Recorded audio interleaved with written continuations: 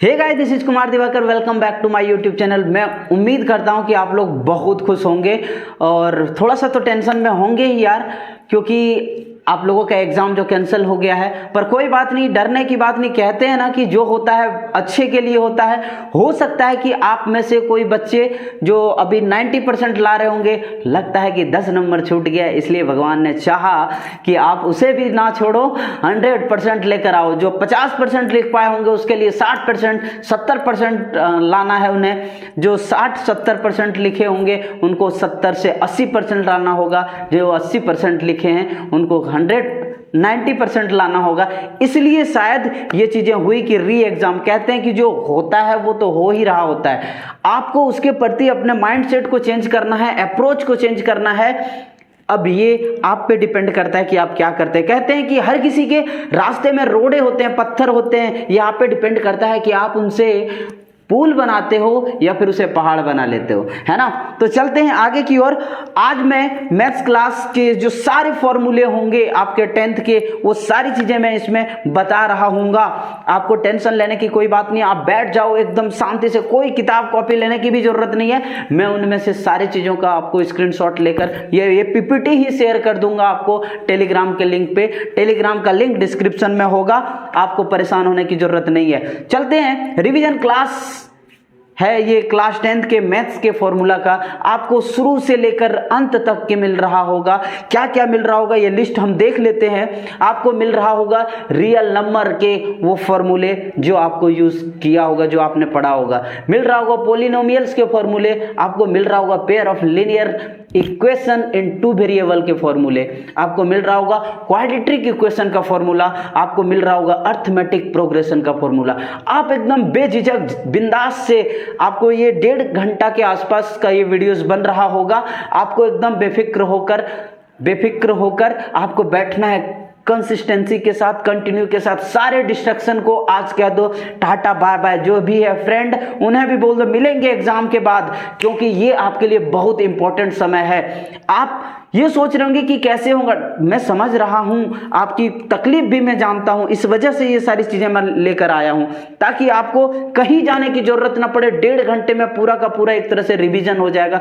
सारे फॉर्मूले आपके सामने नजर आ रहा होगा। लेकिन एक बात और भी बोल रहा हूंगा मैं कि आपको इसमें करना क्या है कि आपको जितने भी एग्जाम्पल एनसीईआरटी के हैं उनको भी रिवाइज कर लेना है। उसके बाद आप देख रहे होंगे इसमें ट्रायंगल, आप देख रहे होंगे जियोमेट्री, आप यहाँ पे देख रहे होंगे ट्रिग्नोमेट्री, जिससे आप लोगों को बहुत डर लगता है। पर कोई बात नहीं, बहुत आसान तरीके से मैं याद भी करा रहा हूँगा आपको।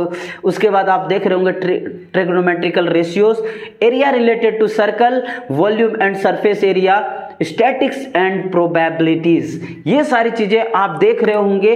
तो झटपट से हो जाइए तैयार। सारी चीजों को आप दूर कर दीजिए, जितने भी डिस्ट्रक्शंस हैं आपके। अगर बॉयफ्रेंड, गर्लफ्रेंड या फ्रेंड जो भी हैं उनको बोल दीजिए टाटा बाय बाय। अभी 2 घंटे के लिए तो हमें ये सब चीजें नहीं, बिल्कुल भी नहीं करनी है। जो भी हैं पेरेंट्स या जो भी है, सबको बता दो कि 2 घंटे मुझे किसी भी तरीके से डिस्टर्ब ना करें, क्योंकि ये आपके लाइफ का पहला ऐसा एग्जाम है जहां सर्टिफिकेट रहेगा आपके। जिन्हें 10 साल की मेहनत है मेरे दोस्त, तो आपको परेशान नहीं होना है और आपको ये चीजें करनी है। चलते हैं आगे की तरफ है, तो चलते हैं बिना किसी बकवास के, बिना किसी समय को गवाए हुए सबसे पहले रियल नंबर पे। तो इसमें तो आप लोग सब जान ही रहे होंगे कि अगर मैं डिटेल में इसको बताने लगूं अभी, तो ये पॉसिबल नहीं है कि 1 से 1 घंटा के आसपास में सारी चीजें मुझे बताना है।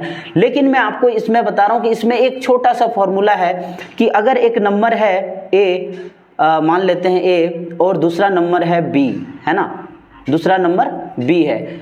इस दोनों का अगर मुझे प्रोडक्ट निकालना है, क्या निकालना है? प्रोडक्ट। इसका मतलब ए इंटू बी, ए इंटू बी, ए इंटू बी अगर आप करते हो तो इस दोनों का अगर आप एलसीएम निकालते हो, क्या निकालते हो? एलसीएम, एलसीएम जिसको कहते हैं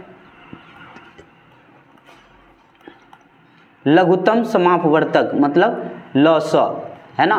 और एचसीएफ, एचसीएफ जिसको कहते हैं हम महत्तम समापवर्तक, मौसअ। ये चीज़ें कहते हैं। तो एक बात आपको बता रहा हूँ, आपके पास अगर ऐसी कभी दिया हुआ हो कि दो संख्या आपके पास दिया हुआ ए और बी और आपको एलसीएम भी दिया हो और एचसीएफ दिया हो, तो इसका क्या रिलेशन होगा हम आपको दिखा रहे हैं यहाँ पे बहुत ही आसान तरीके से। तो आपको बता देता हूँ, एलसीएम ऑफ ए और बी इंटू एचसीएफ ऑफ ए और बी इक्वल टू होता है ए इंटू बी। बस दैट्स ऑल। समझ आई कि ए और बी को अगर हम गुना करते हैं और उसके एलसीएम को और एचसीएफ को निकाल के गुना करते हैं तो दोनों ही बराबर होगा। तो इससे कुछ ऐसे क्वेश्चंस बन सकते हैं कि भैया एक बात बता दो, ये तो आप एग्जाम देके ऑलरेडी आ चुके हो, लेकिन फिर भी मैं रिवाइज करा रहा हूं आपको, क्योंकि एलसीएम अगर आपको निकालने बोला जाए और एचसीएफ दिया हुआ हो और दोनों नंबर दिया हुआ तो a into B upon H C F. समझ में आई क्या? अगर समझ आई तो कहिए हाँ, अगर समझ नहीं आई तो फिर से इस वीडियो को देखिए, आपको समझ आ जाएगी। अगर आपको एच सी एफ निकालना हो, क्या निकालना हो? एच सी एफ निकालना हो और यहाँ पे दिया हुआ है ए बी और दिया हुआ है एलसीएम, तो आप बड़े ही आसानी से निकाल सकते हो। मैं उम्मीद करता हूं कि यहां तक की चीजें आपको समझ में आई होगी। अब हम चलते हैं अगले पेज पे। यहां पे अगर बात करें कि भैया मुझे एलसीएम और एचसीएफ दोनों दिया हुआ है, एलसीएम और एचसीएफ दोनों दिया हुआ है और उसमें से एक कोई नंबर दे दिया गया है। समझ आ रही है क्या? उसमें से कोई एक नंबर दे दिया गया, या तो ए या फिर बी। अगर आपको दे दिया गया हो ए तो बी निकालना है, तो बी यहां पे लिख देंगे, बी बराबर HCF into LCM divided by a, आपका दूसरा नंबर आ जाएगा। अगर सिमिलरली यही चीजें एलसीएम और एचसीएफ दिया हुआ हो और आपको एक दूसरा नंबर दे दिया गया हो जिसको बी कहते हैं और ए निकालना हो, तो ये सारी चीज़ें आप बहुत ही आसानी से निकाल सकते हो और बहुत ही इजी तरीके से आप निकाल सकते हो। मैं उम्मीद करता हूँ कि यहाँ तक की चीज़ें आपको बहुत अच्छे से समझ में आई होगी। अब चलते हैं हम अगले चैप्टर के लिए, जिसको कहते हैं हम पॉलिनोमियल। क्या कहते हैं? पॉलिनोमियल। वंस अगेन कि मैं पूरे डिस्क्राइब करके इसमें नहीं, बाद में अगर आप लोगों को लग रहा होगा, जो सीबीएसई के बच्चे होंगे उनके लिए, तो मैं रिवीजन कोर्स के एक सीरीज एक चैप्टर का मैं बना दूंगा। आप लोग कमेंट में अगर बताओगे इसके बारे में तो ही मैं करूंगा, अगर नहीं तो फिर मुझे लग रहा होगा कि आपको इंटरेस्ट नहीं है। आपको अपने फ्रेंड में शेयर भी करना है ये चीज़ें, ताकि आपके सारे बेनिफिट फ्रेंड इसका बेनिफिट भरपूर तरीके से उठा सके। तो चलते हैं हम पॉलिनोमियल के बारे में। देखिए पॉलिनोमियल में क्या करना है कि पॉलिनोमियल की अगर बात करें, जिसको हिंदी में हम बहुपद भी कहते हैं, ठीक है, आप लोग सब जान रहे होंगे क्योंकि 10th का एग्जाम ऑलरेडी आप देकर आ चुके हो। लेकिन यहाँ पे एक चीज आपको बताना चाहूंगा कि इसमें कुछ नहीं, आप लोग सब भाग देने जानते हो ना, वहां से आपको बात कराते हैं हम। क्या है? डिविडेंड। क्या है? Dividend equal two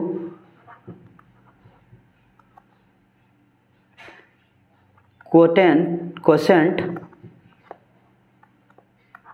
into divisor plus remainder. ठीक है, क्या होगा? रिमाइंडर।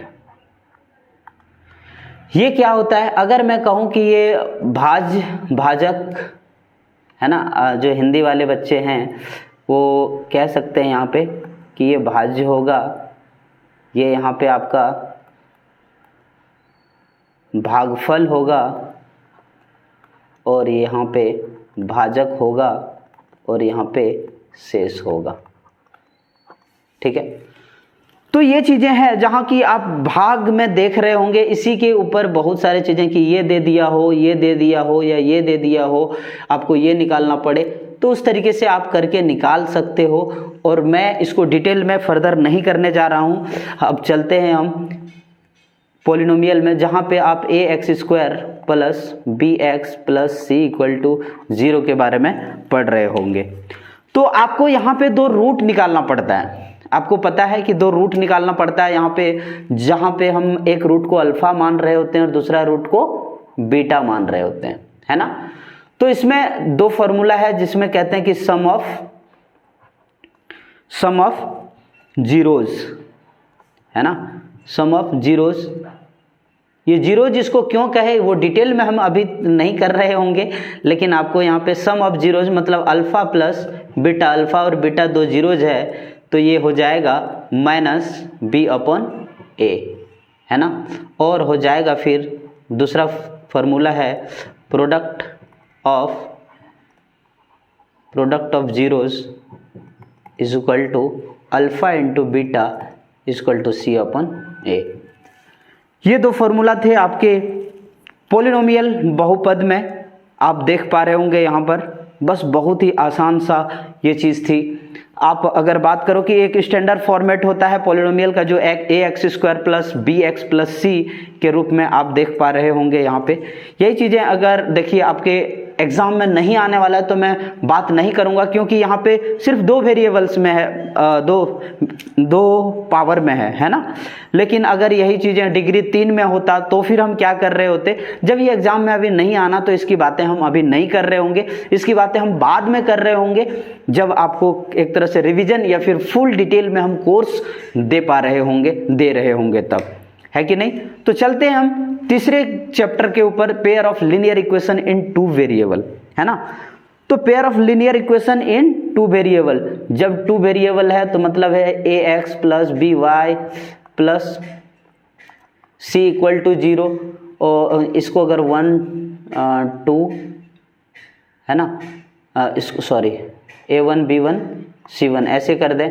अगर 2 वेरिएबल है तो 2 इक्वेशन हो रहा होगा वहाँ पे। अगर यहाँ a2x plus b2y plus c2 इस तरीके से अगर रहेगा, है ना, तो ही जाके ये 2 लीनियर इक्वेशन, 2 लीनियर पेयर। और पेयर मतलब क्या होता है, बोलते हैं ना कि यार वो देखो 2 पेयर जा रहे हैं, कपल्स जा रहे हैं, लाइक दैट। तो ये पेयर का मतलब होता है जोड़ा भर। जब तक जोड़ा नहीं होगा तब तक ये पेयर वाली बात नहीं होगी। तो 2 वेरिएबल में अगर 2 अलग अलग वेरिएबल हैं, एक x में है एक y में है, तो फिर हम कैसे x y का मान निकाल रहे होंगे, हम कैसे पता कर रहे होंगे कि इसमें कितना सॉल्यूशन होगा। देखिए अगर आप ग्राफ से इसको पढ़ रहे होंगे, आपको पता है कि ये लाइन का जो है, लाइन का ये इक्वेशन लिखा हुआ है, तो आपको बहुत इजी से समझ में आ रही होगी। यहाँ पे 3 तरह के हैं, जहाँ पे अगर a1 है ना, अगर a1 equal to a2 sorry a1 upon a2 does not equal to b1 upon b2 does not equal to c1 upon c2, है ना। अगर ऐसा होता है, अगर तीनों में की ratio a1 upon a2 b1 upon b2 c1 upon c2 ये तीनों में से कोई भी एक दूसरे के बराबर अगर नहीं है तो इसका हो जाएगा यूनिक सॉल्यूशन। क्या होगा, यूनिक सॉल्यूशन, मतलब सिर्फ एक सॉल्यूशन होगा। समझ आ रही है क्या, कि सबसे अलग और सिर्फ एक सॉल्यूशन होगा। समझ आई क्या, ठीक है। मैं उम्मीद करता हूं कि ये चीज़ें आपको अच्छे से समझ में आई होगी, और नहीं तो फिर जो है आप दोबारा देखिए या कहीं अदर को भी प्रेफर कर सकते हो। मेरा मकसद ये नहीं कि आप सिर्फ मेरा वीडियोस देखो, मेरा मकसद है कि मैं आपको सिखा सकूं। अगर आपको मेरी ये बातें समझ नहीं आ रही है तो आप दूसरे के चैनल को भी विजिट कर सकते हो, उसमें कोई भी दिक्कत नहीं है। लेकिन मेरा मकसद पूरा का पूरा ये है कि आपको एग्जाम में और बेहतर रिजल्ट करना है। कि अगर ऐसा हो कि तीनों के तीनों रेशियो जो a1 upon a2 is equal to b1 upon b2 is equal to c1 upon c2, अगर तीनों के तीनों रेशियो बराबर हो जाए तो क्या हो जाएगा, मैनी सॉल्यूशन। कहने का मतलब ये है कि अगर ये तीनों में से कोई बराबर नहीं है तो इसका मतलब कि ये ऐसे चल रहा होगा, ये ऐसे चल रहा होगा, है ना। तो ये क्या हो गया, कि ये इसमें एक जगह पे कट रहा है तो एक सॉल्यूशन हो गया। अगर ये तीनों के तीनों बराबर है तो इसका मतलब एक ही लाइन पे दूसरा लाइन भी चल रहा है, तो इसमें कितने सॉल्यूशन होंगे, कितने जगह पे काट रहे होंगे, बहुत जगह पे काट रहे होंगे। ये दूसरा नंबर की बात कर रहा हूं मैं, ये दूसरे नंबर की बात कर रहा हूं। तो ये किस पे होगा, कितना होगा, मैनी सॉल्यूशन होगा। यहां पे आप इसको बहुत अच्छे से समझ पाए होंगे। अगर अब मैं तीसरे नंबर की बात करूं, थर्ड नंबर की बात करूं, थर्ड नंबर में क्या होगा कि A1 upon A2 equal to B1 upon B2 but not equal to C1 upon C2। समझ आई क्या, कि A1 A2 का जो रेशियो है वो B1 B2 के रेशियो के बराबर है, लेकिन C1 C2 के रेशियो के बराबर नहीं है। तो इसका मतलब ये है कि ये इनफाइनाइट तक जाने वाला है। दो पैरेलल लाइन है ये, तो जब दो पैरेलल लाइन है, क्या ये कभी भी एक दूसरे से कट पाएगा, क्या कभी भी मिल पाएगा, क्या जब नहीं मिलेगा तो कोई सॉल्यूशन हो पाएगा क्या, नहीं। तो इसका हो जाएगा नो सॉल्यूशन। क्या होगा, नो सॉल्यूशन।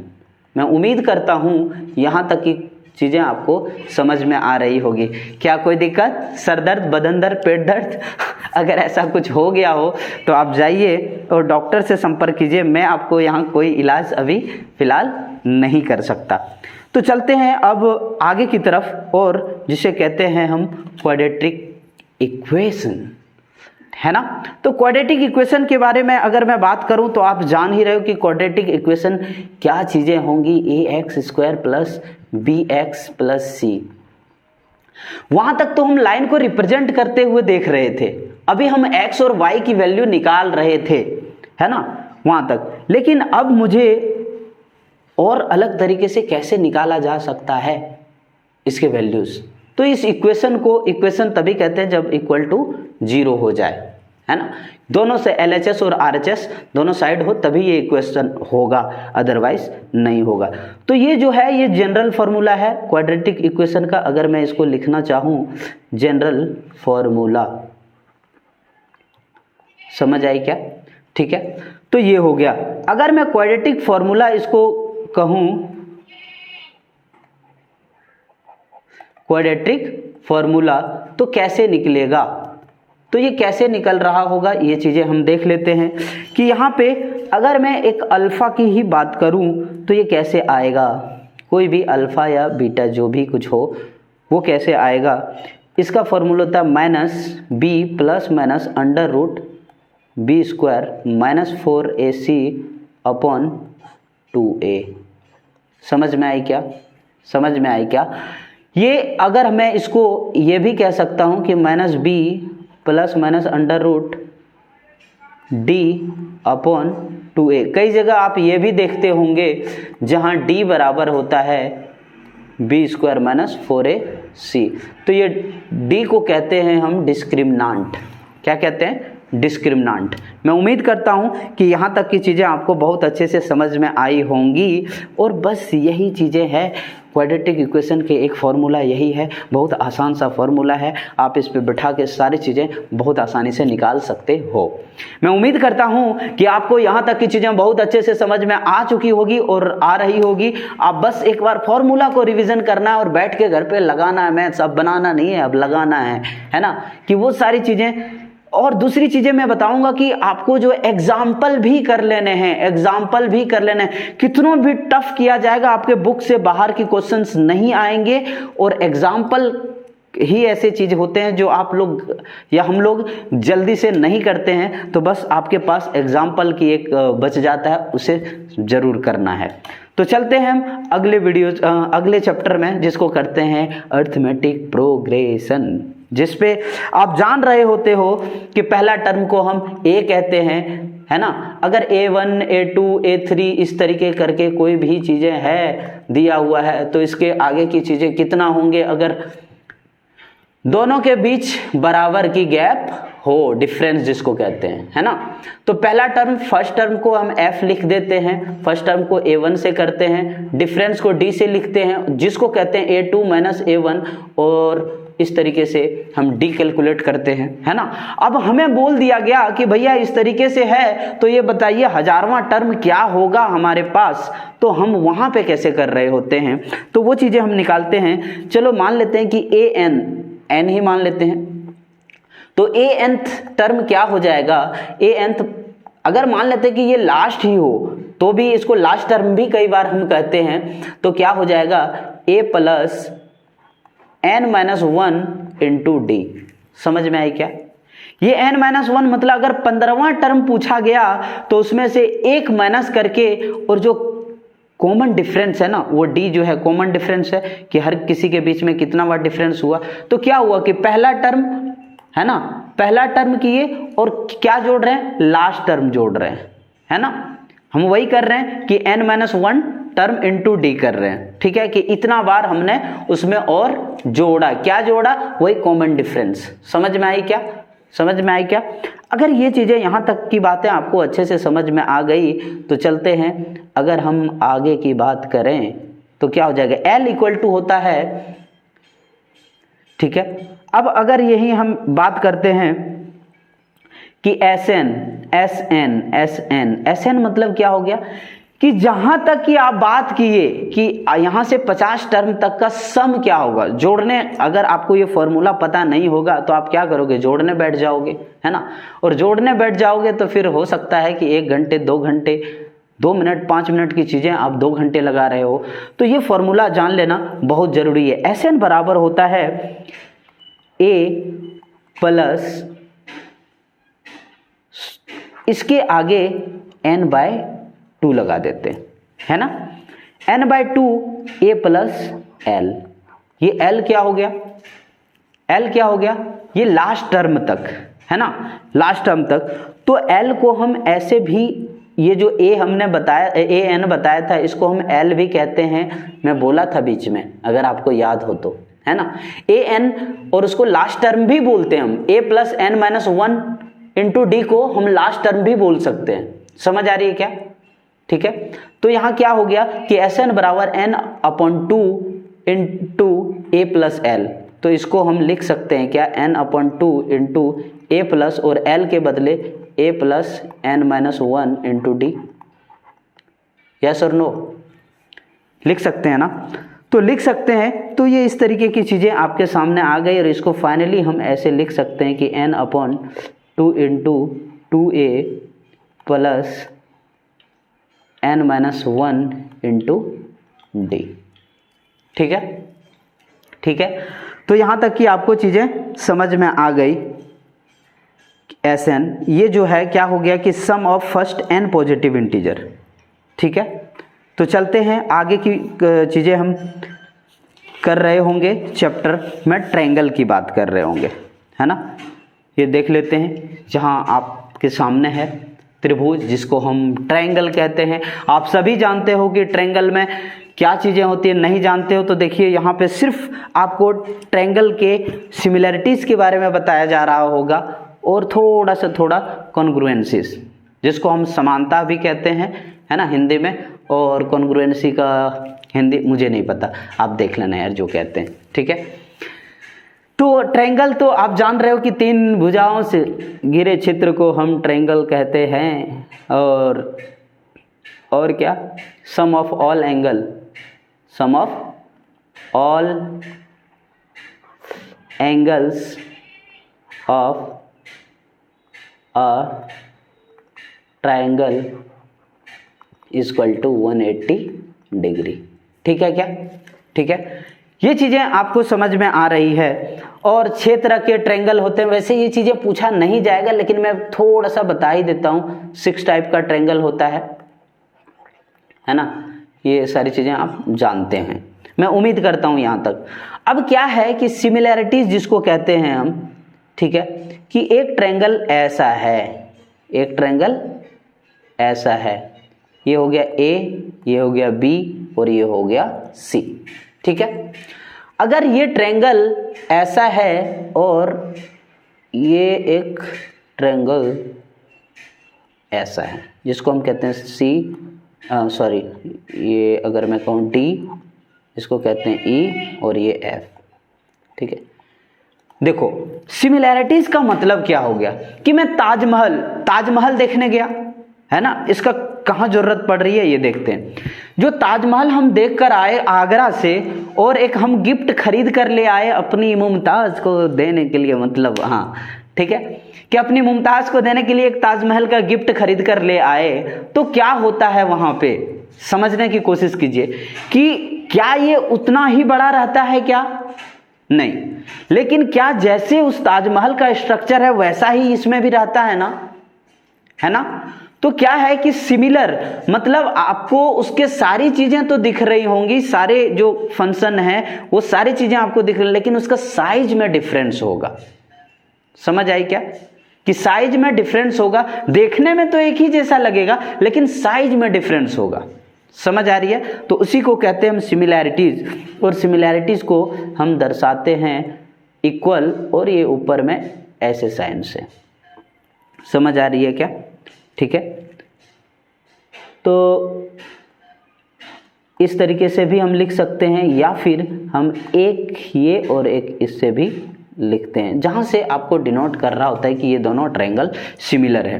तो हम किन किन बेसिस पे इसको सिमिलर कह रहे होंगे, ये चीज़ें हम देख लेते हैं आगे कि किन किन बेसिस पे सिमिलर कह रहे होंगे। आप भी ये जानते हो कि इसमें क्या क्या चीज़ें हो सकती है, या तो साइड हो सकती है, किसी भी तीन चीज़ को हम अगर मैच कर दें तो ये सिमिलर हो जाएगा, ये बताएगा। या तो साइड हो सकता है, या तो एंगल हो सकता है ना, या फिर साइड या एंगल साइड एंगल हो सकता है। ये चीज़ें हम देख रहे होंगे आगे, ठीक है। तो यहाँ पे अगर मैं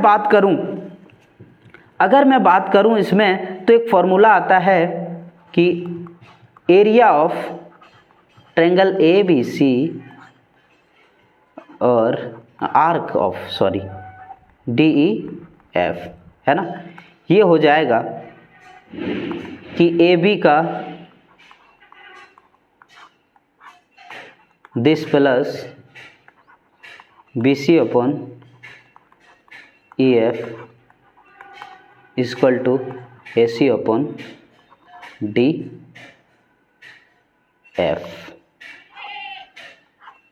का स्क्वायर। बस ये एरिया के टर्म में अगर आप देख रहे होंगे तो, है ना। इसी में एक आता है पाइथागोरस थ्योरम। क्या आता है? Pythagoras theorem. ट्रायंगल में अगर आप देख रहे हो तो देख ही लो, जिसको कहते हैं पाइथागोरस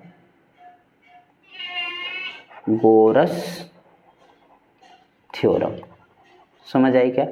अब ये पाइथागोरस थ्योरम क्या है? पाइथागोरस थ्योरम है कि एक ट्रायंगल है जिसका अगर आपको मान लेते हैं कि परपेंडिकुलर दिया हुआ है, बेस दिया हुआ है ना, और इसको हाइपोटेनस निकालने बोला जाए, ये बेस मान लेते हैं, ये परपेंडिकुलर मान लेते हैं, कोई दिक्कत? ठीक है, परपेंडिकुलर दिया हुआ है, बेस दिया हुआ है और हाइपोटेनस निकालने के लिए बोला गया हो, तो हम क्या कर रहे होंगे और कैसे निकाल रहे होंगे?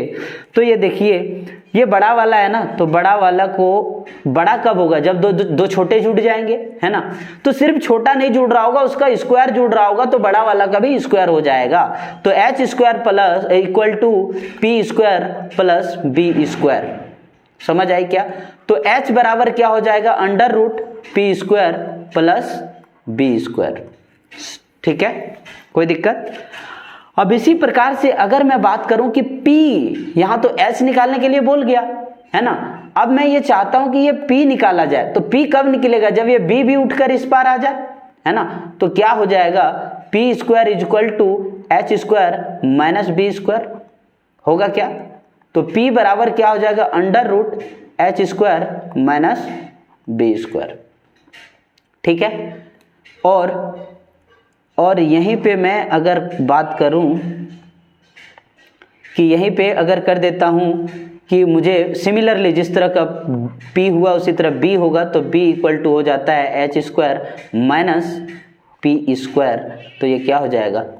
और ये आंसर हो जाएगा आपका कि B बराबर हो जाएगा H square minus P square. समझ में आई क्या?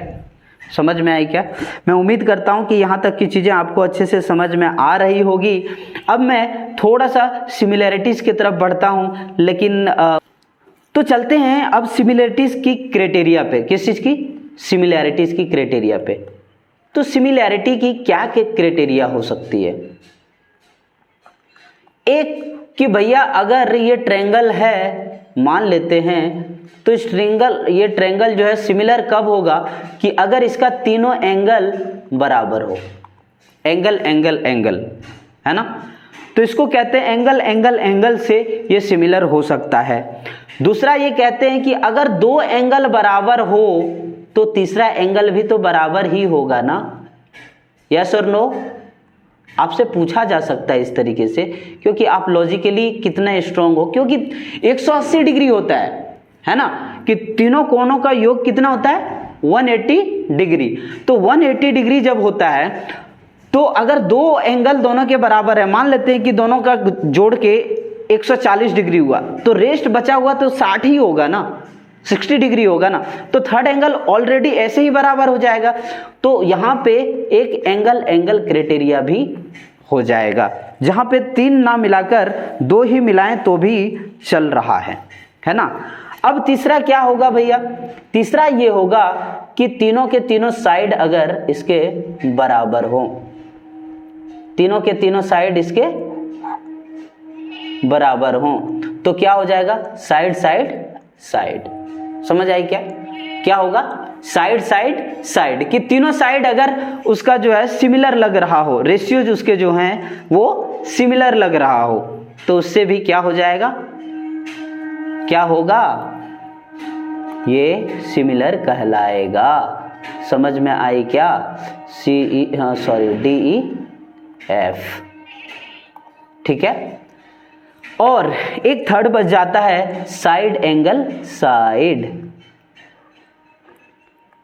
यहां पे अगर सिमिलैरिटीज की बात करें तो एक साइड अगर ये दोनों का रेशियो सिमिलर है ना, और एक एंगल इसका सिमिलर है और ये भी सिमिलर है, तो फिर ये क्या हो जाएगा?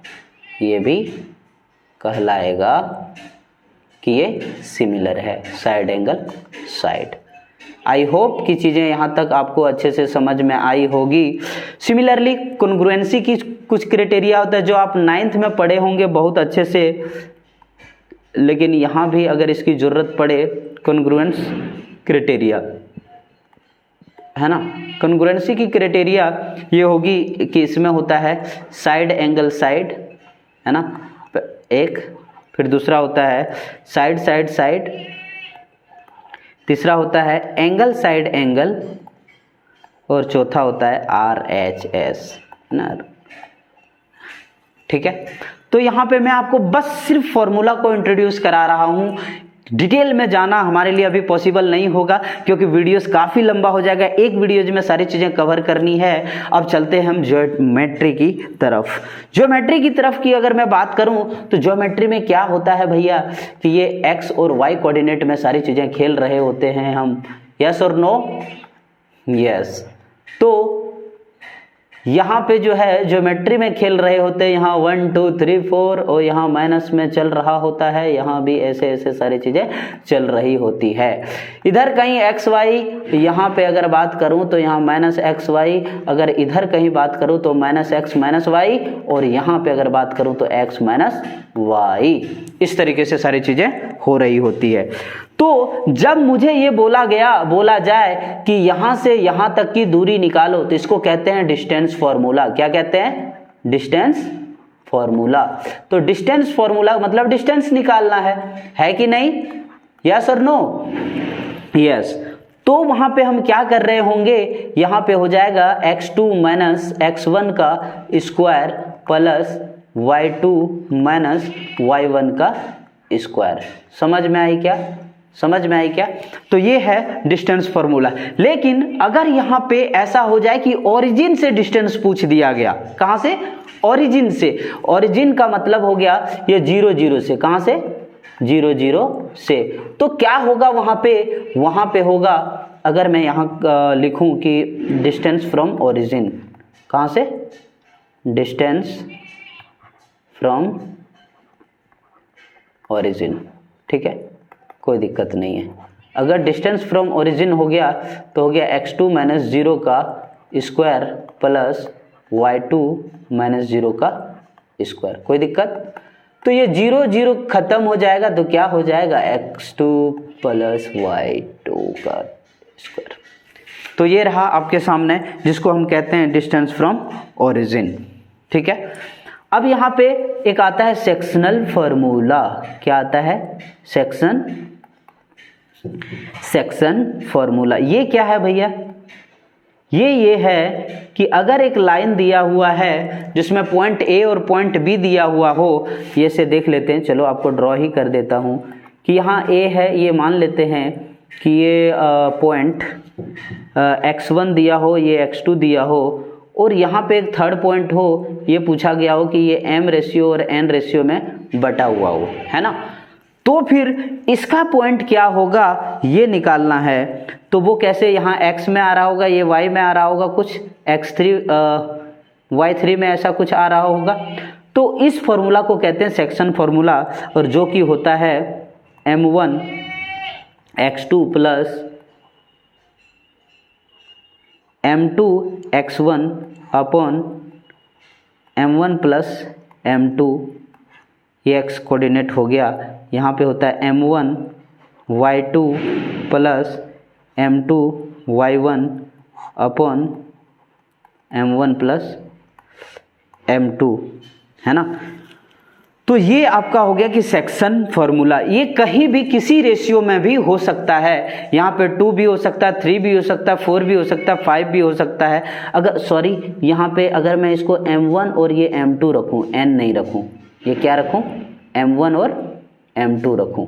ठीक है, तो ये चीज़ें आपको हो सकती है। अब यहाँ पे आता है एक मिड पॉइंट फॉर्मूला कि अगर ऐसा हो कि वो किसी रेशियो में ना होकर ये ऐसा हो कि दोनों का रेशियो सेम हो, मतलब बीच में हो, तो क्या हो जाएगा, मिड पॉइंट फॉर्मूला। ठीक है, मिड पॉइंट फॉर्मूला।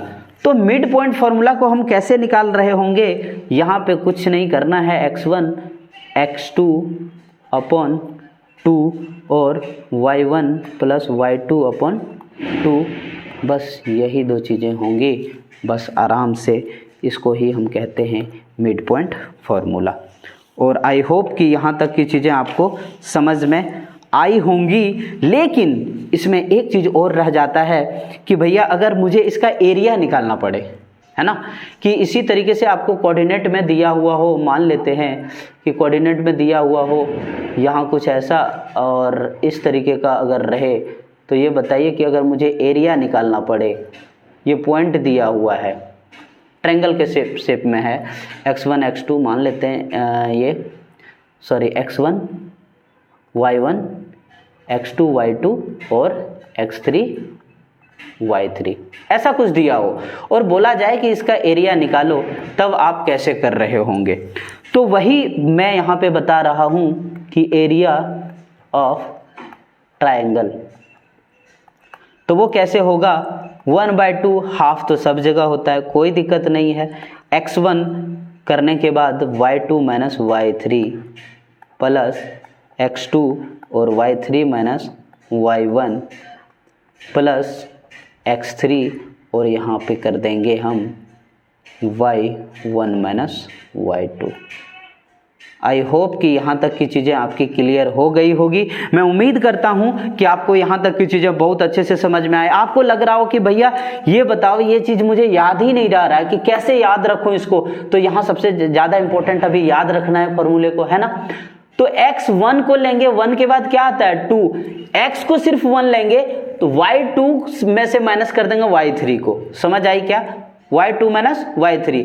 उसके बाद x का दूसरा पार्ट यहाँ लेंगे, है ना, x2 लेंगे तो क्या हो जाएगा, ये 3 में से फिर आगे वाला कौन सा बच गया, 3 अगर ले लिए तो आगे कौन सा बच गया, ये 1 बच गया, तो y3 माइनस y1। अब लास्ट वाला ये लिए y1 के में से कौन सा माइनस करेंगे, y2 को माइनस करेंगे, और x1 x2 x3 इस तरीके से। आई होप कि यहाँ तक की चीज़ें आपकी क्लियर हुई होगी। मैं उम्मीद करता हूँ कि आप इसको अच्छे से यहाँ तक देख रहे होंगे। अगर यहाँ तक देख लिए होंगे तो आपकी सारी चीज़ें बहुत अच्छे से क्लियर हो चुकी होगी।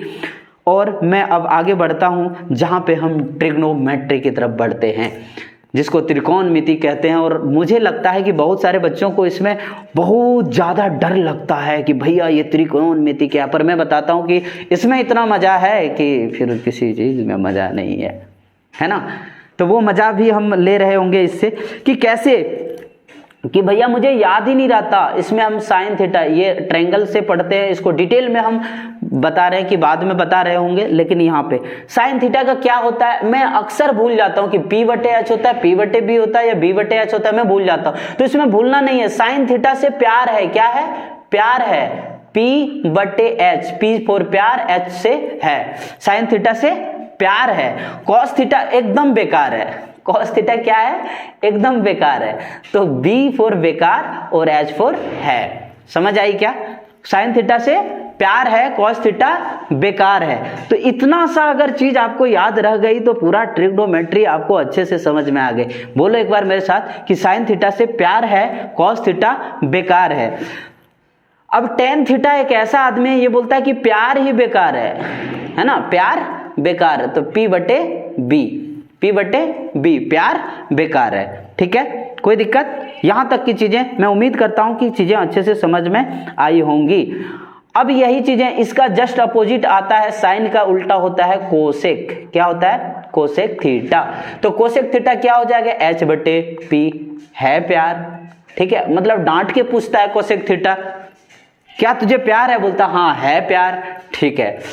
अब इसको कोसेक को बोलता है सेक थीटा, क्या बोलता है, क्या बेकार है, बोलता है बेकार, H/B, ठीक है। अब यहीं पे टेन का उल्टा हो गया कॉट, क्या हो गया, कॉट।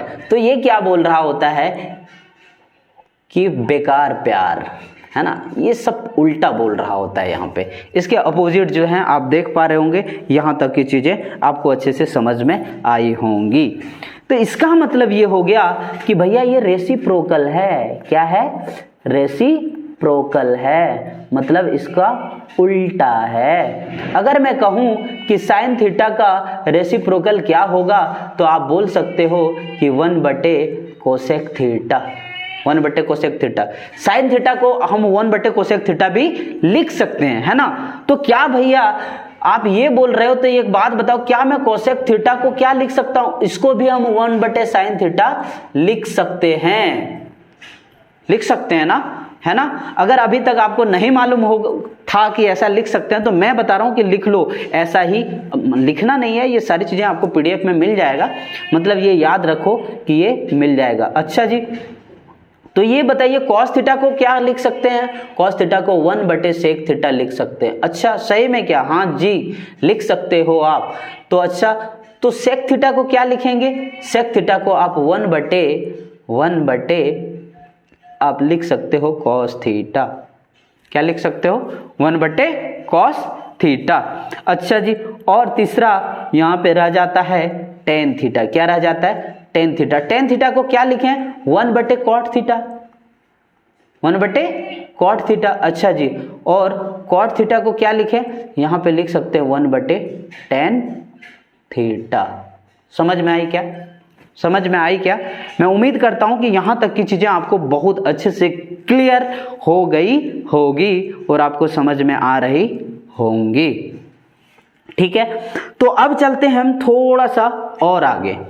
तो यहां पे क्या होगा, यहां पे होगा कि भैया साइन 90 - थीटा, इसका मतलब क्या होता है, इसका मतलब होता है भैया कॉस थीटा, ठीक है। अगर मैं यहां कहूं कि अच्छा तो कॉस 90 - थीटा क्या होगा, वही होगा साइन थीटा। समझ में आई क्या।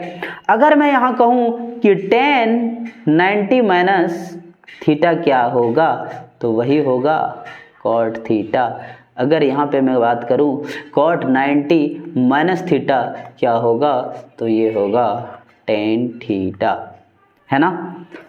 उसी प्रकार से आप यहाँ पे अगर बात करो कि कोसेक 90 - थीटा क्या होगा, तो यहाँ पे हो जाएगा सेक थीटा, क्या होगा, सेक थीटा। और यहाँ पे सेक 90 माइनस थीटा अगर बात करें तो ये हो जाएगा कोसेक थीटा। मैं उम्मीद करता हूं कि यहाँ तक की चीज़ें आपको बहुत अच्छे से समझ में आई होगी और आगे की ओर हम बढ़ते हुए ये बात करते हैं थोड़ा सा कि भैया एक बात बता दो कि अगर sign square theta plus cos square theta क्या होगा, तो भैया कुछ नहीं होगा, 1 होगा। क्या होगा? 1 होगा। अच्छा, तो 1 होगा तो क्या मैं साइन स्क्वायर थीटा को कुछ और लिख सकता हूं क्या? मतलब 1 और इसको इधर ले आऊं तो माइनस कॉस स्क्वायर थीटा लिख सकता हूं क्या? यस और नो? साइन स्क्वायर थीटा को 1 माइनस कॉस स्क्वायर थीटा लिख सकता हूं ना? हाँ, लिख सकते हैं। क्या मैं इसको साइन थीटा को under root 1 minus cos square theta लिख सकता हूं क्या? इस प्रकार से, क्योंकि ये स्क्वायर में है, स्क्वायर अगर उस पार जाएगा तो क्या हो जाएगा? अंडर रूट होगा ना? हाँ भाई, होगा। तो अगर मैं यहां पे बात करूं कि cos square theta equal to 1 minus sine square theta हो जाएगा, तो कॉस थीटा बराबर होगा under root 1 minus sine square theta. समझ आई क्या? समझ आई क्या? तो ये रहा आपका साइन का, ठीक है, ये रहा आपका साइन का। अगर मैं यहीं पे बात करूं कि 1 plus tan square theta equal to होता है sec square theta. 1 plus tan square theta होता है सेक स्क्वायर थीटा। समझ आ रही है क्या? तो क्या मैं sec square theta minus tan square theta equal to 1 लिख सकता हूं? ऑब्वियसली आप लिख सकते हो। तो क्या मैं tan square theta equal to sec square theta minus 1 लिख सकता हूं? यस, आप लिख सकते हो। क्या मैं टेन थीटा को ऐसा लिख सकता हूं क्या कि under root sec square theta minus 1? Yes, आप लिख सकते हो। ये सारी चीजें आपको इसलिए मैं बता रहा हूं कि ऐसे फॉर्मेट में ये चीजें यूज होती है। कहीं आपको टेन स्क्वायर थीटा के जगह पे सेक स्क्वायर थीटा माइनस 1 भी लिखना पड़ सकता है, according to the problem of your question, demand of your question, है ना, कि जैसा आपके क्वेश्चन का डिमांड होगा आपको वैसा लिखना पड़ सकता है। समझ आई क्या? मैं उम्मीद करता हूं कि यहां तक की चीजें आपको बहुत अच्छे से क्रिस्टल क्लियर हो गया होगा।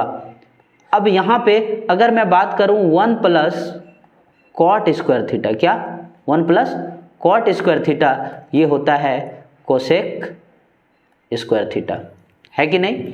है ना? अब यहां पे अगर मैं कहूं कि अच्छा भैया अगर इसको उस पार ले जाता हूं, मतलब cosec square theta minus cot square theta equal to 1 हो जाएगा, है ना, कि cosec square theta minus cot square theta क्या होगा? Equal to 1।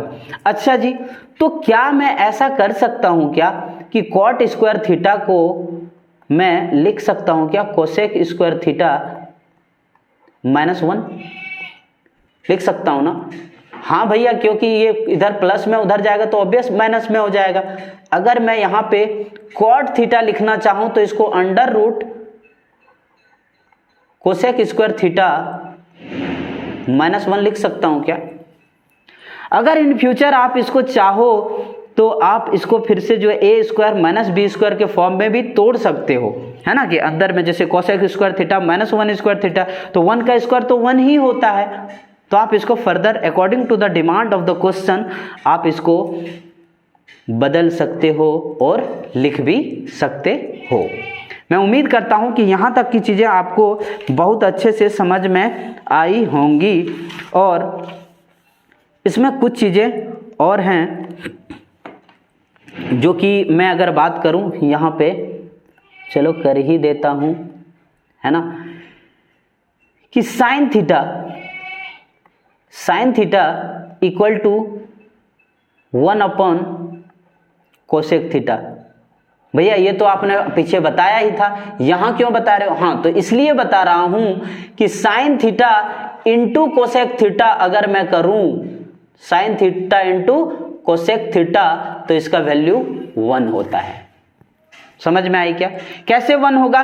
क्योंकि ये इधर भाग में है, ये इधर जाएगा तो मल्टीप्लाई में हो जाएगा, तो sine theta into cosec theta equal to 1 हुआ या नहीं? हुआ या नहीं? कहिए हाँ, है ना? मैं जबरदस्ती नहीं कहवा रहा हूं, लेकिन ये होता है भाई, इसलिए आपको कहना ही पड़ेगा। तो अगर मैं यहाँ पे कहूँ कि अच्छा भैया कॉस थीटा बराबर क्या होगा, तो कॉस थीटा बराबर होगा 1 अपॉन सेक थीटा। भैया ये तो हमें पता ही है, तो अच्छा ये पता है तो आपको ये भी पता ही होगा कि cos theta into sec theta अगर हम बात करें तो इसकी वैल्यू भी होती है 1। समझ आ रही है क्या? क्या ऐसा सिचुएशन अगर क्वेश्चन का डिमांड हो तो हम क्या लिख सकते हैं कि sine theta into cosec theta equal to cos theta into sec theta लिख सकते हैं। ये चीज़ें थोड़ी सी एडवांस लेवल पे हो जाएगी आपके दिमाग के, हो सकता है कि ये क्वेश्चन आपके बोर्ड में ना आए, तो इसलिए आपको कोई दिक्कत टेंशन लेने की ज़रूरत नहीं है। हम यहाँ पे आगे बढ़ते हैं, सिर्फ बोर्ड लेवल को ही टच कर रहे होंगे। उसके बाद यहाँ पे क्या है भैया कि टेन थीटा बराबर होता है 1 अपॉन कॉट थीटा। क्या होता है? टेन थीटा बराबर 1 अपॉन कॉट थीटा। तो क्या यहां पे अगर मैं बात करूं कि tan theta into cot theta equal to 1 होगा क्या? यस और नो? होगा ना? तो ऑब्वियस है कि होगा। ये सारी चीजें आपको जो है, आप अगर चाहें तो स्क्रीनशॉट भी ले सकते हो, नहीं तो आपको लेने की भी जरूरत नहीं है। मैं सारी चीजें पीडीएफ में डालकर टेलीग्राम का लिंक दे दूंगा इसके डिस्क्रिप्शन में, आप जाना, वहां आपको सारी चीजें, यही चीजें आपको जो है पीडीएफ के फॉर्म में मिल जाएगा और आपको कहीं भी ना स्क्रीनशॉट लेने की जरूरत है ना उतारने की जरूरत है, आपको आराम से ये चीजें मिल जाएंगी। लेकिन अब बात यह है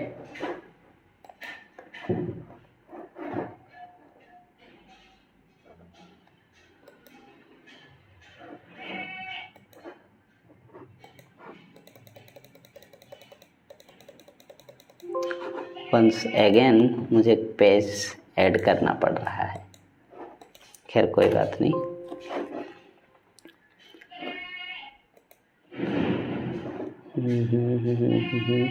होम में जाते हैं, पेज को ऐड कर लेते हैं और यहाँ पे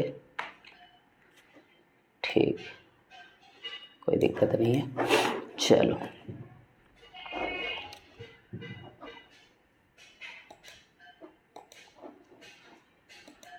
from the current slide.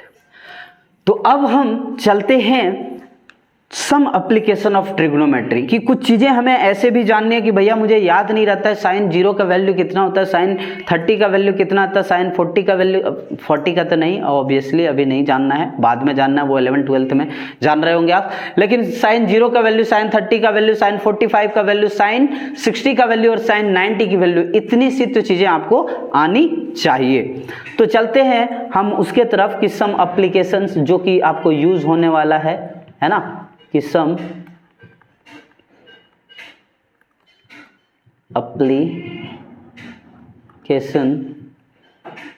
Of trigo.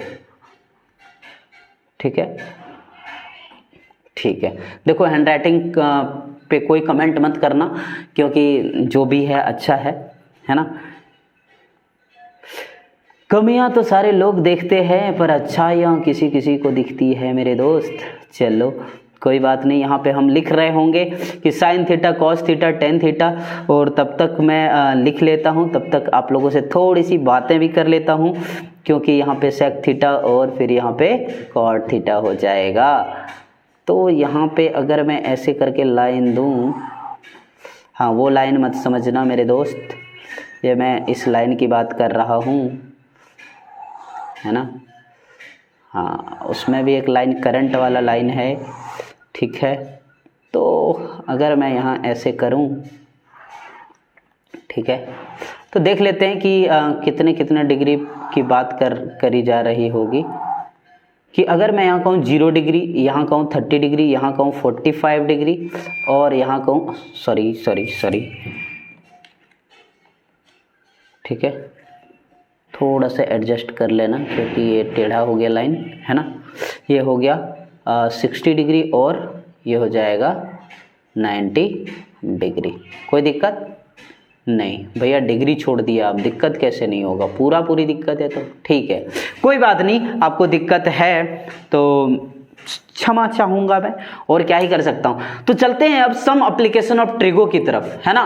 तो यहाँ पे हम बात कर रहे होंगे साइन जीरो। देखो साइन 0 से लेकर 90 तक, साइन 0 से लेकर 90 तक साइन 0 का वैल्यू 0 होता है, क्योंकि किसी भी चीज की शुरुआत 0 से होती है। और ये यहाँ 90 का वैल्यू 1 होगा। कितना होगा? 1 होगा। समझ में आई क्या? समझ में आई क्या? अब क्या है कि देखो याद कैसे करेंगे 0 से 1 तक। अब इस दोनों का आधा कितना हो जाएगा? 1/2। तो आपको बताता हूं कि साइन 30 का वैल्यू 1/2 होगा। कितना होगा? 1/2। तो ये 3 तो आपको ऐसे ही याद रह गया। अब इसका होता है 1/√2। क्या होता है? 1/√2। यहां पे 1/2 था, ये 2 के नीचे रूट लगा देना यार, ठीक है। साइन 60 का क्या हो जाएगा? √3/2। ये 2 तो नीचे रहेगा, ऊपर सिर्फ √3 आ जाएगा। मैं उम्मीद करता हूं कि बहुत छोटा सा चीज था और आपको ये बहुत अच्छे से समझ में आ गई होगी। अभी आपको याद करना है कैसे निकाला जाता है, वो चीजें हम तब बता रहे होंगे जब एकदम डिटेल से आपको सारी चीजें हम पढ़ा रहे होंगे, है कि नहीं। तो यहाँ पे अगर मैं बात करूं कॉस थीटा की, किसकी बात करूं? कॉस थीटा की। तो जस्ट इसका अपोजिट कर देते हैं भाई। 90 के जगह 1 है तो कॉस 0 बराबर 1 होता है। समझ आई क्या? और कॉस 90 बराबर 0। इसका जस्ट अपोजिट में आपको चले जाना है ना। उसके बाद क्या? ये 1/√2 तो बीच में ही रहेगा, चाहे आप साइन 45 की बात करो या कॉस 45 का, यहां पे वैल्यू उसका 1/√2 ही हो रहा होगा। तो ये तो आपको ऐसे ही याद हो जाने वाला है। अब अगर मैं बात करूं तो ये क्या हो जाएगा? √3/2 को हम इधर लिख देंगे और 1/2 को हम यहां लिख देंगे। इसका मतलब है कि साइन 30 बराबर कॉस 60। समझ आ रही है क्या? साइन 60 का वैल्यू, मेरे साथ एक बार रिपीट करो आप। साइन 0 का वैल्यू 0, साइन 30 का वैल्यू 1/2, साइन 45 का वैल्यू 1/√2, साइन 60 का वैल्यू √3/2 और साइन 90 का वैल्यू 1। समझ आई कि 0 से 1 के ही बीच में आपके सारी खेल हो रहे होंगे। अब उसी तरीके से अगर आप कॉस की बात कर लो तो कॉस 0 का वैल्यू 1 हो गया, कॉस 30 का वैल्यू √3/2 हो गया, cos 45 का वैल्यू 1/√2 हो जाएगा और cos 60 का वैल्यू 1/2 हो जाएगा और cos 90 का 0। समझ आई क्या? तो जहां तक अभी तक हम लोगों ने पढ़ा था कि भैया वो सब तो ठीक है, ये बता दो tan का अब क्या होगा और कैसे निकाले हम। तो कुछ नहीं, साइन बटे कॉस होता है क्या? tan। यस और नो? होता है ना। साइन थीटा बटे कॉस थीटा होता है ना। तो यहां कर दो ना साइन थीटा बटे कॉस थीटा। 0/1 करेंगे कितना हो जाएगा? 0/1 0, है ना। अगर मैं यहां करूं कि 1/2 अपॉन √3/2 तो क्या हो जाएगा? 2 कैंसिल हो जाएगा, यहां हो जाएगा क्या? 1/√3। यस और नो? है ना। उसी प्रकार से जब 1/2 और 1/2 बटे में हो जाएगा तो ये कट जाएगा, तो इसका वैल्यू कितना हो जाएगा? 1। समझ आई क्या? √3/2 और 1/2 क्या? √3/2 और 1/2 तो 2 कैंसिल हो जाएगा नीचे से, तो यहां कितना हो जाएगा? √3। ठीक है, √3/1। हाँ ठीक है, लेकिन क्या है कि बातें जब आप ये कर रहे होगे तो 1 तो सबके नीचे है यार, क्यों झूठ में उसको लेकर चलना। अब यहां हो गया 1/0। 1/0 क्या होगा? 0 नहीं। यहां पे अगर 1 को हम 0 से डिवाइड करें तो कितना बार बोले कि 1 आ जाएगा? 0 को कितना बार पढ़े कि 1 आ जाएगा? भैया आज बैठोगे और आपकी पूरी जिंदगी निकल जाएगी ना भाग देते देते, फिर भी नहीं आने वाला। तो इसको कहते हैं इनफाइनाइट। क्या कहते हैं? इनफाइनाइट या फिर अनडिफाइंड। इसको इस तरीके से हम कर देते हैं, ठीक है, कि अनडिफाइंड है ये। अब यही कोसेक की बात करें, यहां पे साइन बटे कॉस किया था, लेकिन कोसेक को हम क्या जानते हैं कि कोसेक थीटा बराबर होता है, सॉरी कोसेक थीटा बराबर होता है 1/sin थीटा। यही होता है ना, कोसेक थीटा बराबर 1/sin थीटा ही होता है ना। मतलब भूल गए? नहीं ना। तो क्या हो जाएगा? कोसेक थीटा बराबर 1/sin, तो कोसेक 1/sin, तो 1/sin 1/0। 1/0 कितना हो जाएगा? अनडिफाइंड। समझ आई क्या? यस और नो? मैं उम्मीद करता हूं कि यहां तक की चीजें आपको समझ में आ रही होगी। उसके बाद क्या हो जाएगा कोसेक 30 डिग्री, तो 1/2 का जो है 1/2 तो ये 2 हो जाएगा। उसी प्रकार से ये √2 हो जाएगा, ये 2/√3 हो जाएगा और ये फिर 1 हो जाएगा। और उसी प्रकार से कोसेक थीटा होता है, सेक थीटा क्या होता है भैया, सेक थीटा होता है 1/cos थीटा। 1/cos थीटा जब हम कर रहे होंगे तो ये 1/1, ये 2/√3 और फिर क्या, ये भी √2, ये हो जाएगा, ये जस्ट इसके अपोजिट हो जाएगा और यहाँ पे हो जाएगा 1/0, तो ये हो जाएगा अनडिफाइंड। समझ में आई क्या? मैं उम्मीद करता हूँ कि चीज़ें यहाँ तक की अच्छे से समझ में आई होगी। अब सिमिलरली tan थीटा बराबर होता है, cot थीटा बराबर होता है 1/tan थीटा। ठीक है, तो 1/tan थीटा, तो 1/tan थीटा 1/0 तो क्या हो जाएगा अनडिफाइंड। ये क्या हो जाएगा 1/tan थीटा मतलब √3, 1/1 मतलब 1 और ये 10 है तो 1/tan थीटा मतलब 1/√3 और 1/∞ मतलब ये अनडिफाइंड दोनों तरफ। ये रहे आपके जो है टेबल चार्ट, जहाँ पे आपको याद भी हो गया होगा बहुत सारी चीज़ें। अदरवाइज एक दो बार आप लॉजिकली थोड़ा सा सोच के अपने तरफ से तरीके से याद कर लेना, क्योंकि समय बहुत कम है यहाँ पे, अभी समझाने का उतना टाइम नहीं है। अब हम बस ये सारी चीज़ें आपका हो चुका है। मैं उम्मीद करता हूँ कि यहाँ तक की चीज़ें आपको समझ में आ गई होंगी। अब चलते हैं हम एरिया रिलेटेड टू सर्कल के तरफ। ठीक है, एरिया ट्रिग्नोमेट्रिक रेशियो ये तो हो गया। ठीक है, ट्रिग्नोमेट्रिक रेशियो हो गया। ठीक है, जो हमने ये सारी चीज़ें पढ़ाया। अब चलते हैं area related to circle. Circle आप जानते ही होंगे, सर्कल जिसको हम हिंदी में वृत्त कहते हैं। क्या कहते हैं? वृत्त कहते हैं। Area related to circle.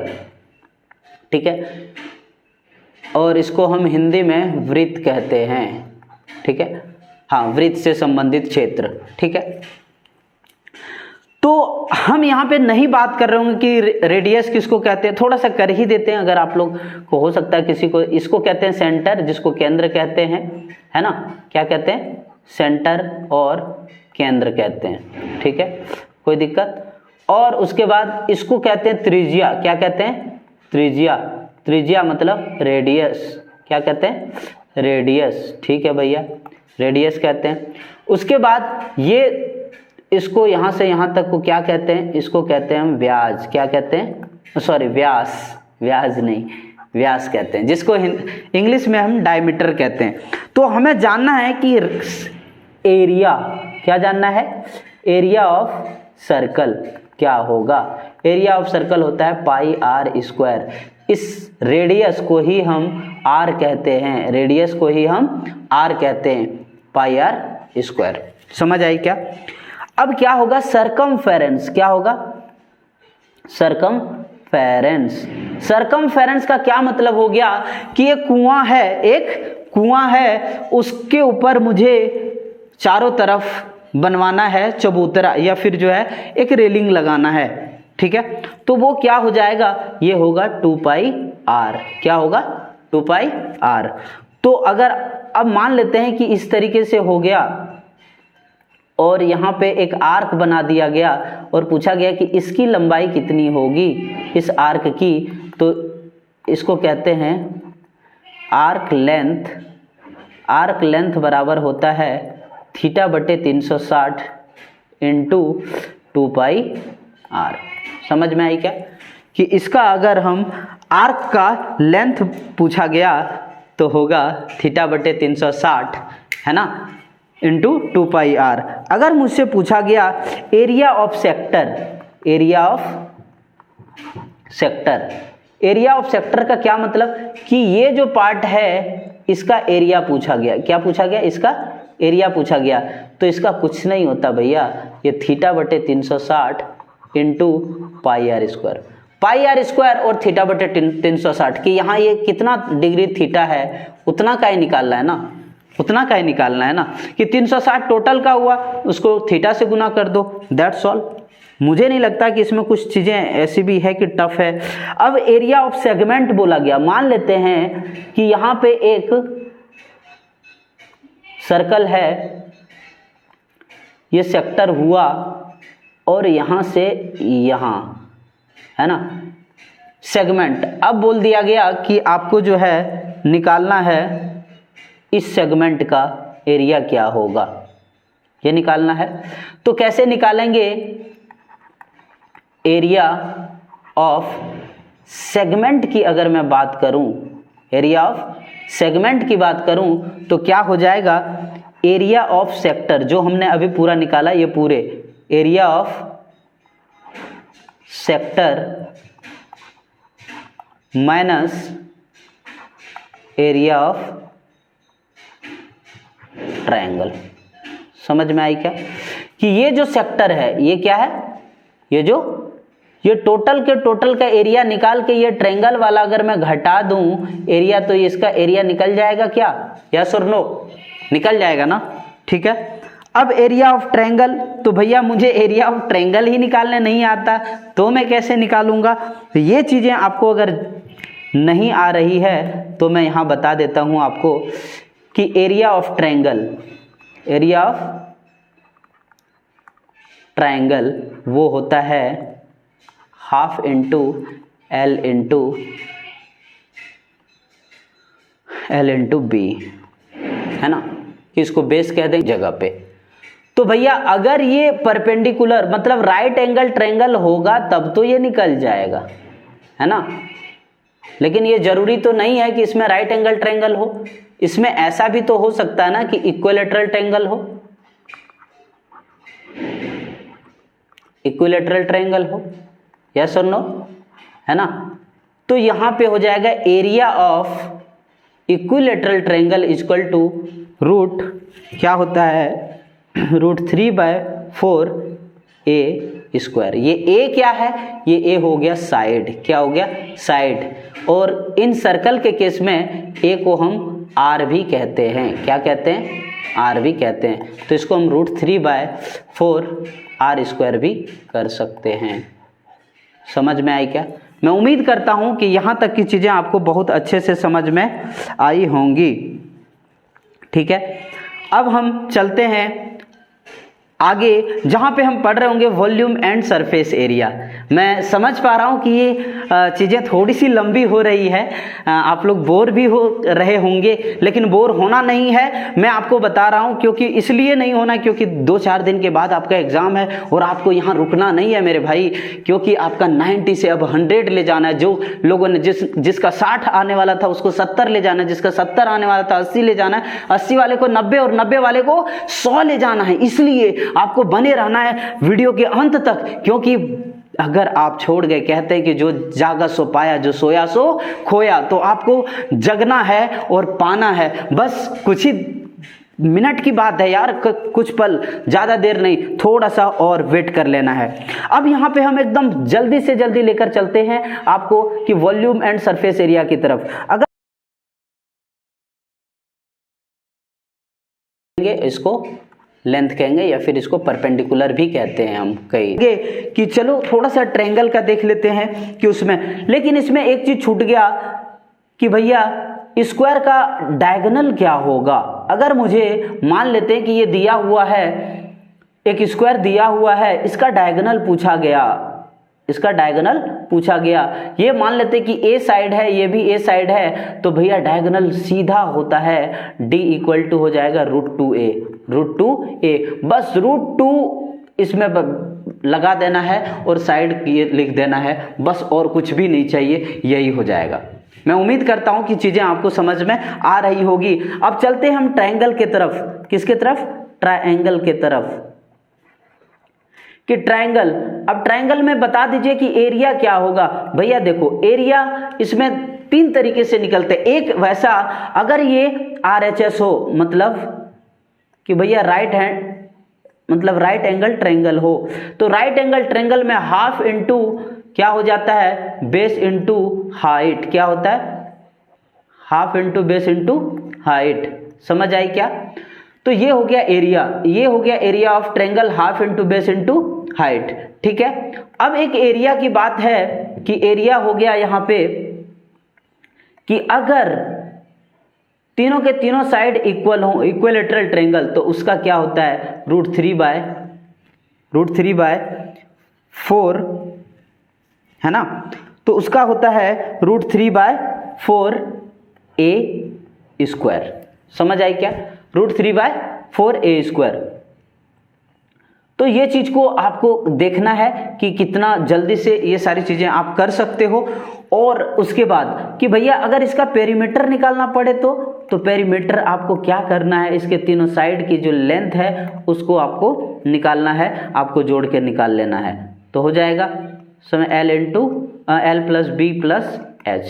समझ आई क्या कि इसका लेंथ ब्रेथ और जो हाइपोटेनस होगा वो सारी चीजें निकाल लेनी है। ठीक है, अब देखते हैं कि अगर मैं यहां बात करूं कि भैया मुझे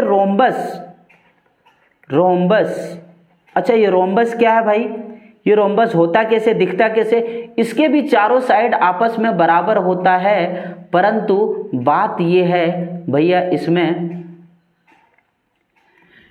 कि चारों साइड इसमें बराबर है, लेकिन बात यह है कि चारों एंगल जो है वो 90 डिग्री के बराबर नहीं होगा, इसका अपोजिट एंगल बराबर हो रहा होगा। समझ आई क्या, तो हम अगर इसमें बात करें एरिया का क्या हो जाएगा, इसमें हो जाएगा half into D1 into D2 कि इसका जो है ये डायगोनल है ना, इसको अगर मैं हाफ कर दूं, half into D1 into D2 तो क्या हो जाएगा, ये हो जाएगा एरिया रोम्बस का। समझ आई क्या, अगर मैं कहूं कि इसका पेरीमीटर क्या होगा, क्या पेरीमीटर क्या होगा, तो पेरीमीटर वही होगा 4 into side, that's all. I hope कि यहाँ तक की चीज़ें आपको बहुत अच्छे से समझ में आ रही होगी। अब अगर मैं बात करूँ, चलते हैं आगे सेमी सर्कल पे। हमने सर्कल तो देख लिया, लेकिन सेमी सर्कल रह गया है भैया, सेमी सर्कल रह गया है। तो सेमी सर्कल का मतलब क्या हो गया कि एक सर्कल है, इसको आधा से हमने काट दिया। समझ में आई क्या, ये था सर्कल, ये हमने आधा काट दिया, ये हो गया सेमी सर्कल। तो सेमी सर्कल का अगर मैं एरिया कहूँ, एरिया मतलब πr² होता अगर ये फुल होता तो, लेकिन यहाँ पे सेमी सर्कल का एरिया है तो इसका आधा, क्योंकि ये आधा कटा हुआ है ना, तो जैसे ही ये आधा कट गया तो इसका एरिया भी आधा कट जाएगा, तो ये हो गया।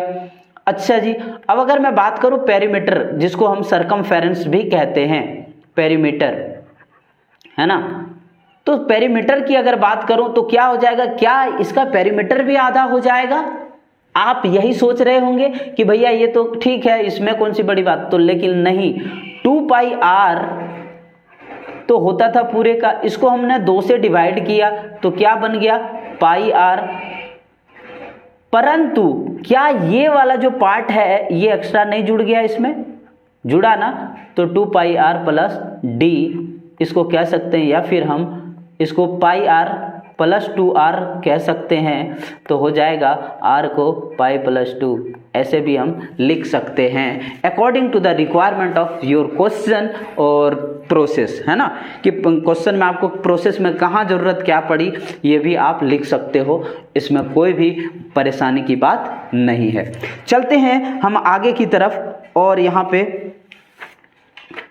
ये चीज़ें हो चुकी है। अब सरफेस एरिया एंड वॉल्यूम, ठीक है, यहाँ तक तो हमने देख लिया कि इसका, अच्छा भैया कि मुझे एरिया देखा हमने और क्या देखा, पेरीमीटर देखा, लेकिन अब अगर हम बात करते हैं तो चलते हैं इसमें सरफेस एरिया एंड वॉल्यूम।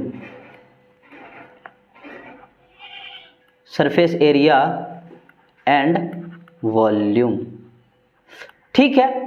तो ये सरफेस एरिया और वॉल्यूम की अगर बात करें तो सरफेस एरिया क्या होता है, वॉल्यूम क्या होता है, चलो हम थोड़ा सा पहले बात कर लेते हैं कि अगर, चलो एक एक करके हम सबका देखते चले जाएंगे कि अगर मैं यहाँ पे बात करूँ क्यूब का, पहले किसका बात करूँ, क्यूब का।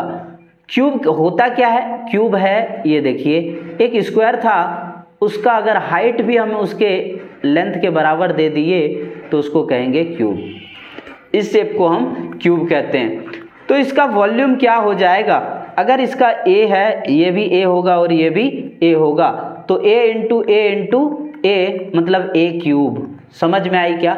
अगर समझ आ रही है तो बोलिए हाँ। तो वॉल्यूम हो गया a into a equal to a cube हो गया, ठीक है। अगर मैं यहाँ कहूँ कि total surface area, total surface area, तो टोटल सरफेस एरिया की जब बात आई तो टोटल सरफेस एरिया में यहाँ क्या हो जाएगा, कितना सरफेस है भाई, एक क्यूब में कितना सरफेस होता है। एक लूडो का डाइस देखियो, लूडो का डाइस 6 होता है ना, तो अगर एक साइड का मैं एरिया निकालूं तो ए स्क्वायर हो जाएगा, तो 6 साइड का हो जाएगा 6a स्क्वायर। समझ आई?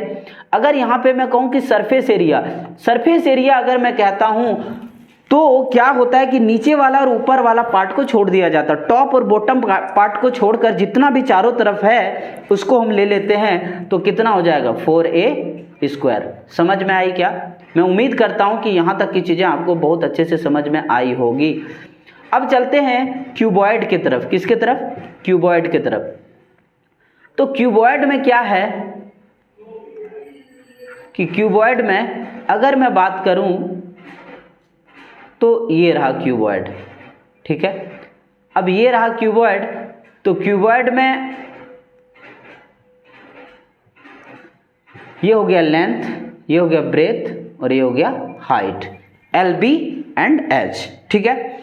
तो क्यूबॉइड उसको कहते हैं जैसे अगर एक रेक्टेंगल है, रेक्टेंगल को के साइड का साइज का एक बक्सा के टाइप का अगर कुछ उसका हाइट भी दे दिया गया, 3 डायमेंशन में आ गया, तो उसको क्यूबॉइड कहते हैं। अगर मैं उसमें कहूं कि भैया इसमें वॉल्यूम क्या होगा, तो वॉल्यूम कुछ नहीं, L into B into height बराबर वॉल्यूम हो गया, ठीक है जी।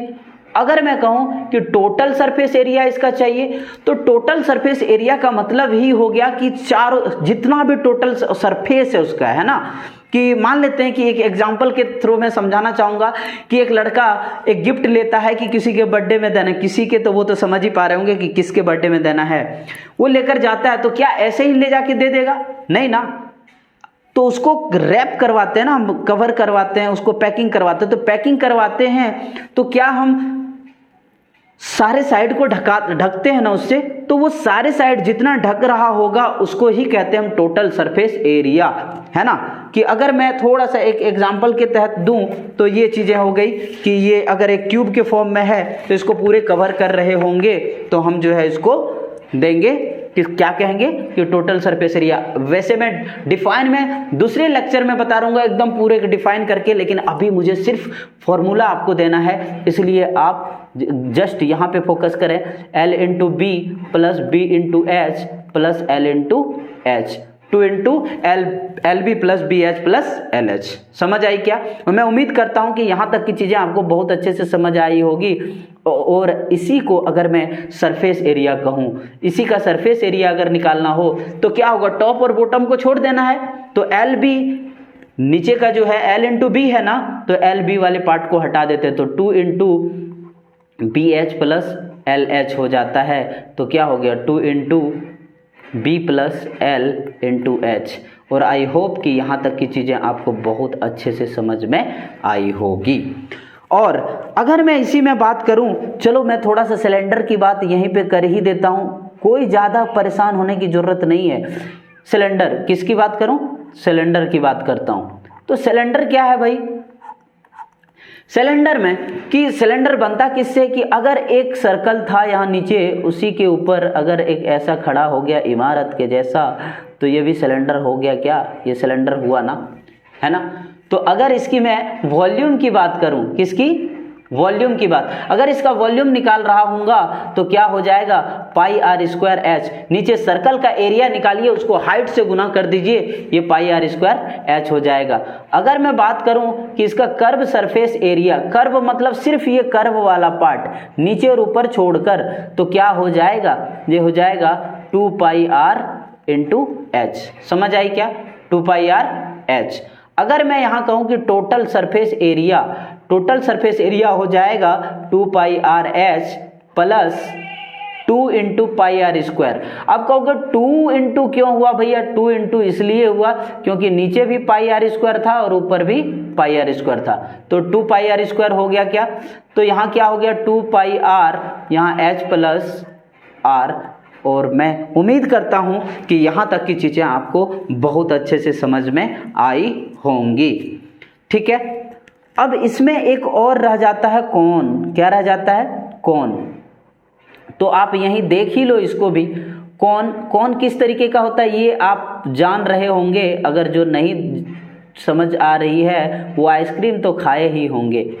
कौन जो है वो बनता है किस चीज़ से? एक सिलेंडर के ही, अगर मैं सोचूं कि सिलेंडर को ही काट के कौन बनाया गया है, 3 पार्ट में डिवाइड कर दिया गया, तो इसका वॉल्यूम बराबर क्या हो जाएगा? V इक्वल टू हो जाएगा 1/3 of pi are square H।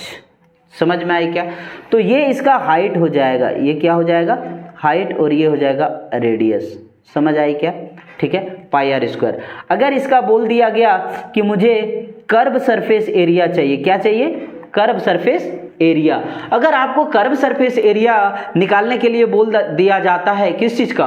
कौन का। तो कौन का जब आप कर्व सरफेस एरिया निकाल रहे होंगे तो यहाँ पे हो जाएगा पाई आर एल। क्या होगा?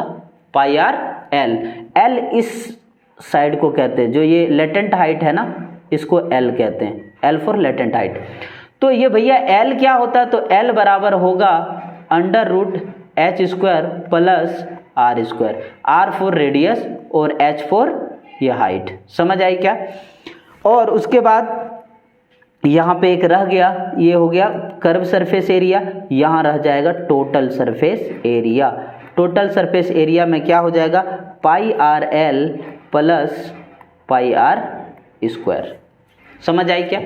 Pi r curve surface area आप उससे निकाल लिए, और नीचे वाला जो पार्ट है वो कर्व सरफेस वो नीचे सरफेस का एरिया हो जाएगा, तो वो पाई आर स्क्वायर होता है।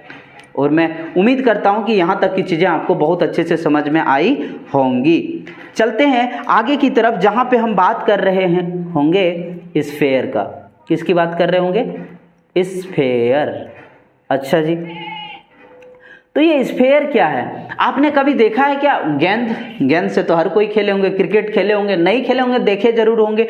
बॉल, आपने फुटबॉल देखा होगा, वॉलीबॉल देखा होगा, और भी बहुत सारी चीज़ें आप देखे होंगे जो बॉल के आकार में होते हैं, जो स्फेयर के आकार में, उसी को हम कहते हैं स्फेयर। अगर मैं इसको कहूँ कि भैया इसका वॉल्यूम क्या होगा, तो वॉल्यूम इसका होता है 4/3 पाई आर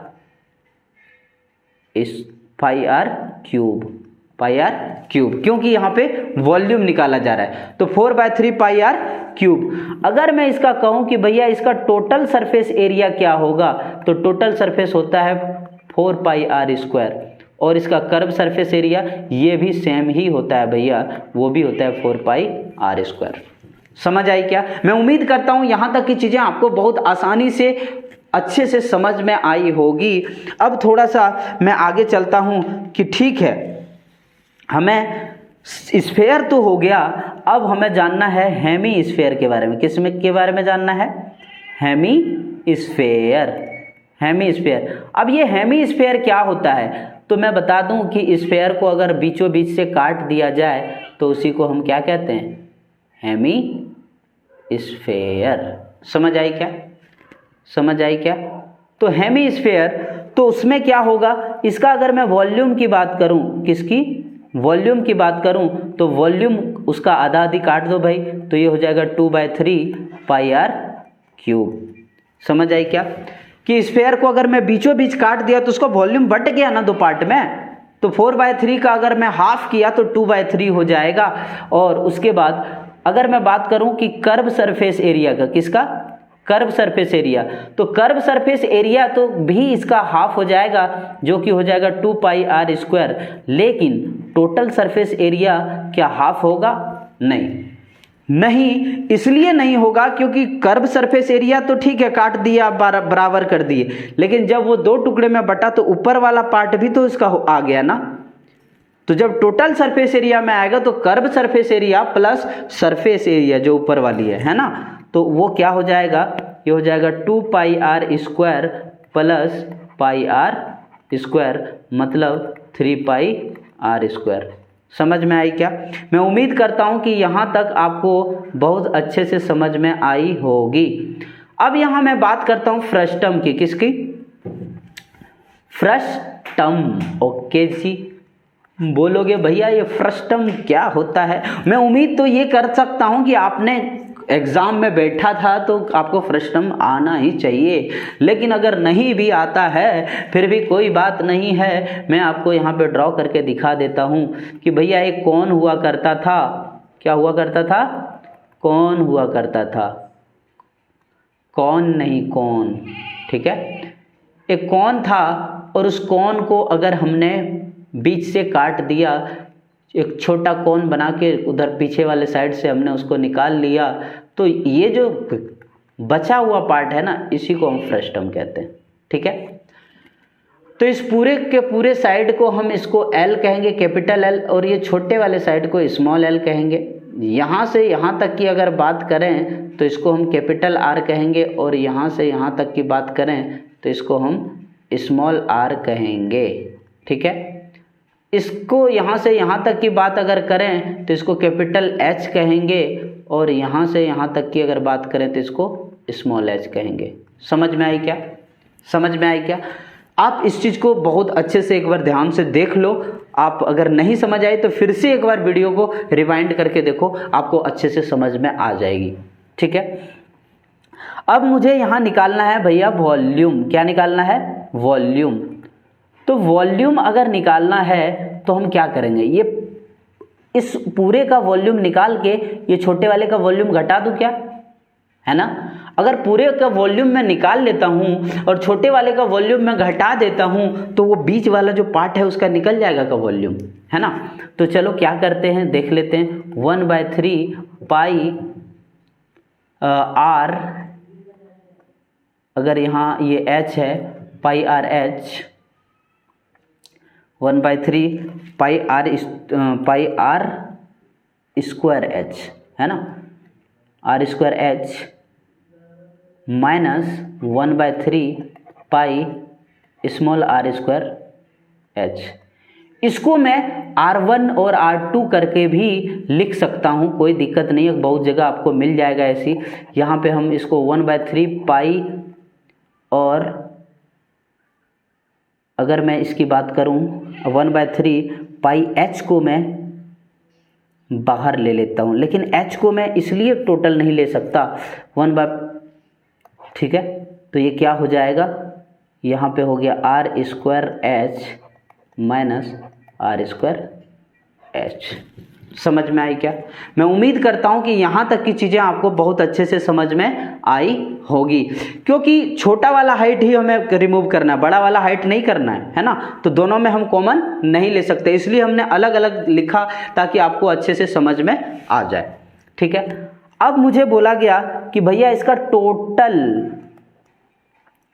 टोटल सरफेस एरिया निकालना है। ठीक है, तो मैं एक काम करता हूँ, ये ऊपर वाला पाई आर एल टोटल निकाल लेते हैं, है ना। टोटल सरफेस एरिया निकालना है, तो क्या करें कि पूरे टोटल सरफेस एरिया निकाल के इसमें से ऊपर वाले को घटा देते हैं, फिर ये दोनों को जोड़ देते हैं। ओके जी, तो क्या हो जाएगा, ये पाई आर एल कैपिटल वाला था, इसमें से हम माइनस कर देते हैं छोटा वाला पाई आर एल, ठीक है, और यहाँ प्लस कर देते हैं pi are square plus pi are square.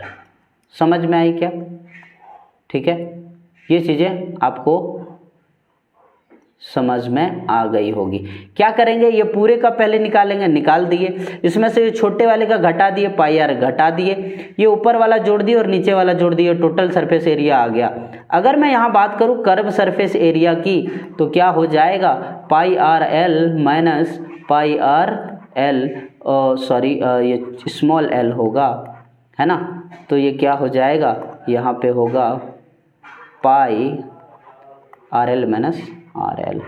मैं उम्मीद करता हूँ कि आपको फ्रस्टम की सारी चीज़ें यहाँ तक समझ में अच्छे से आ गई होंगी, और नहीं आई तो एक बार फिर से देखो और आप इसे करके देखना। आपको उम्मीद करता हूँ कि सारी की सारी चीज़ें बहुत अच्छे से समझ में आ चुकी होंगी। अब मैं आगे की तरफ बढ़ता हूँ और यहाँ पे हम बात कर रहे होंगे statics and probability. First of all congratulation you कि आप लोगों ने यहाँ तक वीडियोस देख लिया, तो लगभग सारे के सारी चीज़ें आपको जो है कि रिवाइज हो गया होगा, लेकिन मैं बता रहा हूँ कि स्टैटिक एंड प्रोबेबिलिटी जो कि सबसे ज़्यादा बार आया है क्वेश्चन में, है ना, और आता ही है, तो इसको छोड़कर तो नहीं जा सकते। अगर इसको छोड़ दिए तो हो सकता है आपके लिए बहुत बड़ा नुकसान हो जाए। तो चलते हैं हम यहाँ मीन की बात करते हैं। मीन मतलब होता है एवरेज। अच्छा जी, एवरेज का मतलब क्या, और इसको डिनोट करते हैं एक्स बार से।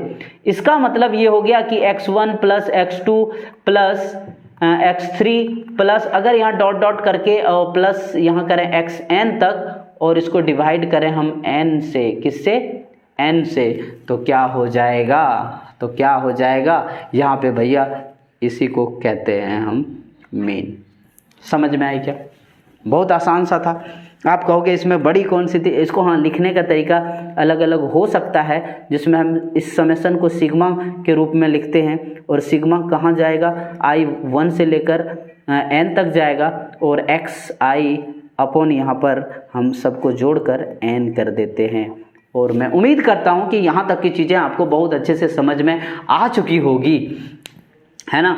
तो अब मीन निकालने के भी अलग अलग तरीके होते हैं, कुछ डायरेक्ट मेथड है, कुछ स्टेप डिवीज़न मेथड है, वो सारी चीज़ें हम यहाँ पे देख लेते हैं कि क्या है, कैसे है।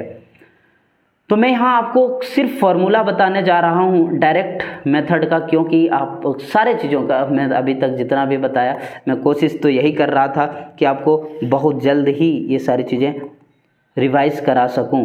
तो यहाँ क्या हो जाएगा, f(i)x मतलब f1 x1 plus f2 x2 plus f3 x3 plus dot dot dot plus fn xn upon यहाँ पे हो जाएगा, क्या हो जाएगा, f1 plus f2 plus f3 and fn। ठीक है, तो ये दिखा रहा है, ये अगर हम बात करें कि ये मीन निकाला गया, तो f का मतलब फ्रीक्वेंसी, f का मतलब फ्रीक्वेंसी, f का मतलब फ्रीक्वेंसी की कितनी बार रिपीट हुआ है। समझ आई क्या? तो ये रहा डायरेक्ट मेथड। अब अगर मैं बात करता हूं कि assume mean method, assumed mean method, ठीक है, एज्यूम्ड मीन मेथड में हम क्या कर रहे होंगे, चलो देख लेते हैं कि एज्यूम्ड मीन मेथड में अगर मैं कहूं कि x bar is equal to हो गया a प्लस sigma of fi/di upon sigma of fi, ठीक है। तो ये आपका एज्यूम मीन मेथड का हो गया, और एक और इसमें रह जाता है जिसको कहते हैं स्टेप डेविएशन मेथड। क्या कहते हैं? स्टेप डेविएशन मेथड, जिसका आपको सारे के सारे फॉर्मूले आपको बस देखते हुए जाना है, आपको परेशान होने की एक भी ज़रा ज़रूरत नहीं है, आप सारी की सारी चीज़ें कर पा रहे होंगे अगर अभी तक थोड़ी सी भी आपने पढ़ाई करी है तो, ठीक है। और पढ़ाई की तो बात ही क्या करूं, आपसे उम्मीद किया जा सकता है कि आपने पढ़ी होगी, है ना। और यहाँ पे ये हो गया स्टेप डेविएशन मेथड, ये आपके सामने है। अब इसी में हमें निकालना है भैया मीडियन। क्या निकालना है? मीडियन। ये मीडियन क्या होता है? ठीक है, तो मीडियन निकालने के लिए आपको करना क्या पड़ेगा, आपको कुछ स्टेप पहले फॉलो करने पड़ते हैं। सबसे पहले इसमें क्या कि जो भी डेटा दिया हुआ है उसको अरेंज करो, अरेंज इन असेंडिंग और डिसेंडिंग ऑर्डर में। समझ में आई क्या? जब हम मीडियन निकाल रहे होंगे तो पहले क्या करेंगे, असेंडिंग और डिसेंडिंग ऑर्डर में। उसके बाद फाइंड करो कि कितना नंबर है, ठीक है, कैलकुलेट करो कि कितना नंबर है, कैलकुलेट द नंबर। चलो नंबर को अगर मैं n मान लेता हूँ, क्या मान लेता हूँ, n मान लेता हूँ, तो क्या होगा, इसे मैं थोड़ा सा आगे कर देता हूँ, है ना, कि नंबर कैलकुलेट किया। उसके बाद क्या करें कि अगर वो ऑड रहा, if n equal to odd, है ना, कि अगर नंबर ऑड रहा जैसे 5, 7 इस तरीके का, तो क्या हो जाएगा, n + 1/n टूथ, मतलब n+1/2 जो टर्म है उसको कहते हैं हम टर्म विल बी क्या होगा, वही होगा इसका मीडियन। समझ आई क्या? कि जैसे अगर 7th टर्म है, 7 टर्म है तो 7 + 1/2 यही हो गया 8th टर्म, सॉरी 8/2, तो ये हो गया 4th टर्म, इसका हो जाएगा मीडियन। समझ आई क्या? क्योंकि 3 इधर से अगर मान लेते हैं कि ये A1, A2, A3, A4, A5 और A6 और A7, तो क्या हो गया कि यहाँ देख लो कि ये 3 इधर से 3 इधर से, तो यहाँ पे बीच में बच जाता है ना चौथा टर्म, ठीक है। लेकिन अगर यहाँ पे n = इवन हो गया, क्या हो गया?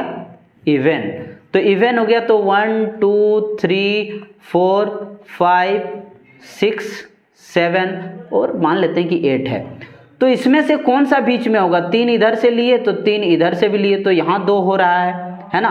तो क्या करेंगे कि अगर 8 का तो 4 हो गया, तो क्या हो जाएगा n/2 and n/2 + 1th term, इस दोनों को ऐड करके इसका जो है इसको फिर से 2 से डिवाइड कर देंगे, तो ये क्या हो जाएगा?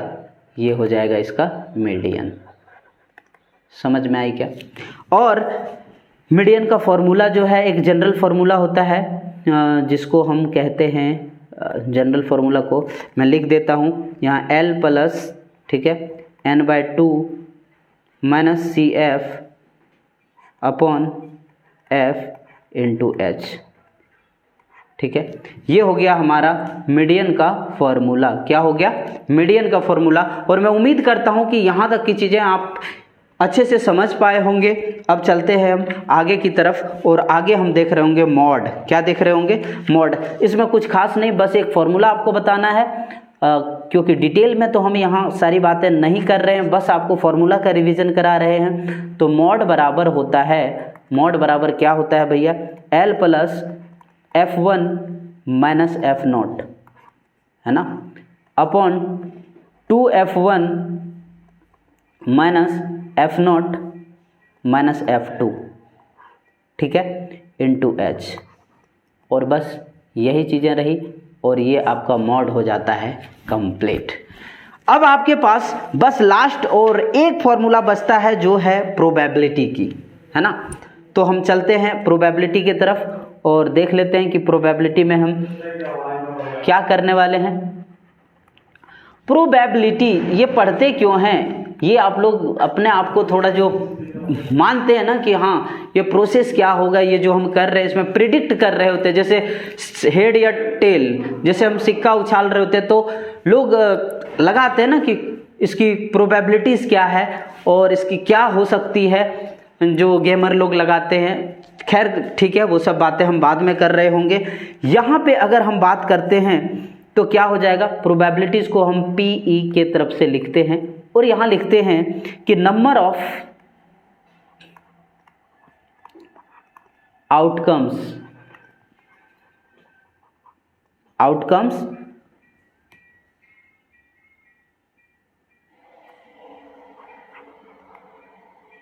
Favourable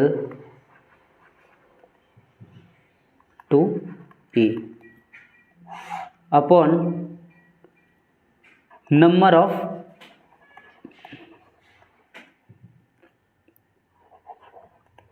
all possible outcome.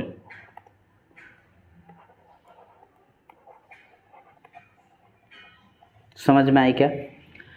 अब जो भी एक्सपेरिमेंट कर रहे हो, मान लेते हैं कि एक बार अगर आपने जो है लूडो खेल रहे हो आप, और आपने एक बार ऐसे पासा फेंका, तो आप बताओ कि उस पासे में 1 आने की या 6 आने की कितनी प्रोबेबिलिटीज़ होगी। तो 6 आने की 6 तो एक बार में ही आएगा, एक दिशा में है, तो 1/6। टोटल कितना है? 6, तो 1/6 होगा। और ये चीज़ें जो है जो हम देखते हैं प्रोबेबिलिटी, ये 0 से लेकर 1 तक के बीच में ही होगा। इसको हम ज़्यादा 1 से ज़्यादा नहीं कर सकते। समझ आई क्या? कि 0 से लेकर 1 के बीच में होने वाली है, और दैट इज़ ओके। और अगर हम कहते हैं कि आने की संभावना प्लस ना आने की संभावना, दोनों को अगर जोड़ते हैं तो इसकी वैल्यू 1 होती है। और इस तरह से हमारा जो है प्रोबेबिलिटी भी कंप्लीट हो जाता है। आप एक बार जाना, आप सारी चीज़ें देखना सॉल्व करके। All the best. और सबसे पहले मैं कहना चाहूँगा कॉन्ग्रेचुलेसन यू ऑल कि आप लोगों ने इस वीडियोस को पूरा देखा। अगर आप लोग को लगता है कि डिटेल में ज़रूरत है उन सारे बच्चों को जो अभी CBSE के हैं, तो आप मुझे बताएं और कमेंट में बताएं कि कैसा लगा और क्या इस चीज़ में और बेहतर किया जा सकता है। मिलते हैं अगले वीडियो में, तब तक के लिए एक बात आप लोगों को बता देना चाहूँगा कि डिस्क्रिप्शन में जाओ, वहाँ पे आपको मिल जाएगा टेलीग्राम का लिंक।